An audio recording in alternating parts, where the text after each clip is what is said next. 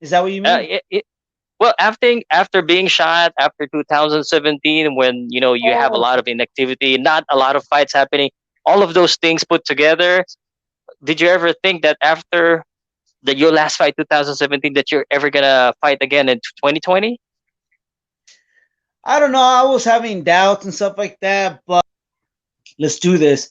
So I took 2018 off, and then in 2019 I was getting that itch. I was like, I want to fight again. Like I don't want to get old, and I mean, I don't want to get older, and Yeah. I don't want to be that old guy telling my friends I could have done that, I could have done this, and I'm like, so I was like, let me just give it one more shot, and if it goes well, great, and if it doesn't, it's all good. I mean, I gave it my best, and as long as I leave the sport with my health, I'm happy with that.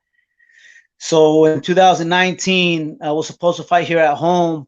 In Hmm. August, I was already down to like 132. I was gonna make 126, Hmm. and as a fighter, cutting weight and not fighting, it's the worst feeling in the world. And the fight didn't happen. I got so angry. I was like, oh my god, But anyways, I got a fight in Tijuana, Mexico, in earlier this year, and that fight felt like it was my first fight. But as the rounds went on, obviously I got comfortable. I'm like, okay, I feel good. I'm back. And then COVID happened. Okay. Well, now I understand why you said it's a roller coaster career. It seems like Yeah, it's well, not on the record, but now I understand. so like, hey, pal. So if you look at my record, like I had some fights in Utah, and like I'll go a year without fighting or a few Hmm. months. But it wasn't that I don't want to. I wanted to stay active, but it was just hard for me to get fights. Okay. Especially after that Daniel Franco, maybe they're pulling up because you're what happened to Daniel Franco. Maybe the opponents is a little bit worried about your punching power after that. Do you Yeah, think? I mean, yeah, I think some, but I'm just like, I'm just trying to feed my kids. Yeah, yeah. This must be difficult for you after going through a lot of different things in your career, personal, getting shot.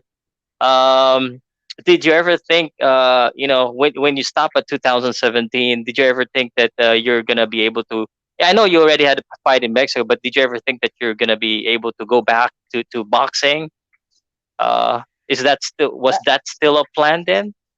'Cause- Well, Mhm. like after being shot, is that what you mean? it, well, after being shot after 2017, when you have a Oh, lot of inactivity, not a lot of fights happening, all of those things put together, did you ever think that after your last fight 2017 that you're ever gonna fight again in 2020?